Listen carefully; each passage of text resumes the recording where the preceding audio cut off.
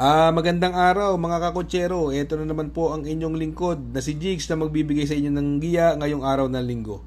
Ngayon po ay September 21, 2025, no? At gaganapin po ngayon, may dalawang malaking karerang gaganapin ngayon, ang PCS o 2-year-old maiden race at Lakambini Stakes race, no? Uulitin ko po, itong aking giya ay purely review and analysis ko lamang at walang halong information. Simulan na po natin. Race number 1, dito po magsisimula ang unang pick 5. Pilracom rating based handicap system race, class 5, 17 to 41 split. Distance is 1,400 meters. Ang napupusuan ko po rito, yung bagong babang Lilibel, numero 9 sa kay ni Uno Hernandez. Medyo, nung karera medyo malakas lang po yung nilabanan niya. Sa tingin ko, etong grupo na to, para sa kanya na to. Fit na po siya rito si Lilibel, no? Magpo-protection po ako rito yung numero 5 Mahusayay, nagamay po ni Jan Alvin Guse, no? Sa tingin ko, yan po ang mahigpit na makakalaban ni Lilibel. Kaya dito sa race number 1, napili ko po. Doon ako sa numero 9, Lilibel. Paligundo ko naman po, numero 5, Mahusayay. Sa race number 2, dito po magsisimula ang winner take all. The 2025 Pilracom Lakambini Stakes Race. Distance is 1 mile, no? Dito may 12 kalahok po tayo. At marami nag-uumento rito. Itong numero 1 District 1, ito fresh na fresh pa, no? Sa kanyang panalo sa third leg ng Triple Crown, no? Kung saan na-upset niya yung mega outstanding doon. Nag-umento to masyado tong kabayo na to si District 1. Ito, umentado rin yung numero 5 Parade King. Ito po, nanalong dihado po ito sa Hopeful Stakes Race, no? Sakay ni John Paul Guse. Antibay sa unahan nito, halos makipaglutsahan, pero siya para nang nagwagi. Pero ito ang pinaka big factor na pinakamalaki ang inambag or inimprove, no? Yung numero 11 Tasha, sakay ni Claro Espare. Ibang klase ngayon to. Mga tinatalo, mga imported sila Bride 3, no? At consistent yung prueba niya, dalawang 1400 meters, dalawang 1.24 media. Mukhang pinaghandaan niya tong grupong to. Sa tingin ko, yan ang pang-upset sa mga Llamado, yan si Tasha. At sa tingin ko, magaling siya, mauna ha. Dalawang karerang yun, pares banderang tapos. Kaya dito sa race number 2, tatlo po pipiliin ko dyan. Doon ako sa numero 1, Zoom In, coupled with District 1. Panigundo ko naman po, numero 5, Parade King, coupled with Brig Leftover.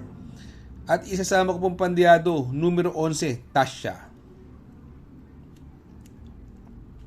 Sa race number 3, the 2025 Pilracom PCSO 2-year-old maiden stakes race. Distance is 1,200 meters at dito may 6 na kalahok. Dito sa karerang ito, ano, ang nanalo po ng trial dito yung numero 1 Brown Tiger, no? Ang layo pong nanalo, banderang tapos. Andito rin po yung lumutya sa kanya si What a Pearl, no? Bagamat tingin ko kayang-kaya ni Brown Tiger tong laban na to. Masyadong na-impress ako sa panalo nito, laking kabayo at malayong nanalo. Kaya sa race number 3, sosolohin ko na po yan. Numero 1 Brown Tiger. Sa race number 4, dito po magsisimula ang second pick 5. Pilracom rating based handicap system race, class 4, 42 to 56 split. Distance is 1,400 meters. May 6 na kalahok. Dito napupusuan ko yung galing sa maiden, no? Sobrang impresibo para sa akin ang panalo nito. Numero 5, Resonant sa kay ni Jeffel Zarate. Napaka-impresibo sa akin po ng panalo nito. Nag-1.24 media po ito sa 1,400 meters. Unang takbo lang sa regular race, no? Para sa akin, ito ang horse to beat. Siguro kung magpo-protection ako rito, yung numero 2 na si Victorious Babylin sa ni Saddam Pilapil. Bagamat sa tingin ko siya ang mauuna rito. At walang ibang matulin. Baka makabuo ng ere, no? Sa tingin ko, chumachamba yung numero 2, Victorious Babylin. Kaya dito sa race number 4, ang pili ko po, doon ako sa numero 5, Resonant. Panigundo ko naman po, numero 2, Victorious Babylin. Sa race number 5, dito po magsisimula ang pick 4. Pilracom rating based handicap system race, class 4, 42 to 56 split. Distance is another 1,400 meters. Meron po tayong 6 na kalahok. Dito napupusuan ko yung nagbabalik, no? Numero 5 sa Lasius, no?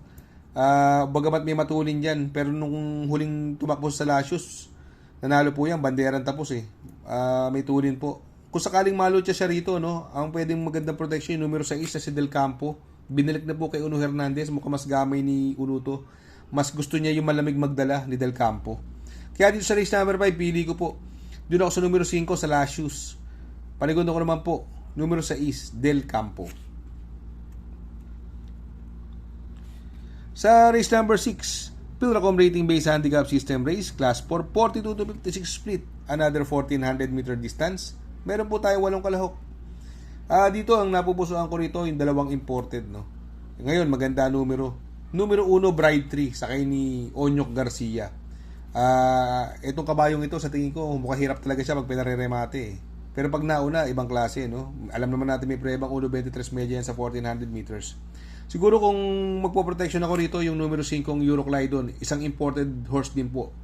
At gamay rin po ni Apoy Asuncion yan. Kaya dito sa race number 6 ang pili ko po. Doon ako sa numero 1 Bride 3. Panigundo ko naman po numero 5 Euroclydon. Sa race number 7 sa penultimate race, Pilracom Rating Based Handicap System Race, Class 5, 17 to 41 split, another 1,400 meter distance. Meron po tayo 8 kalahok.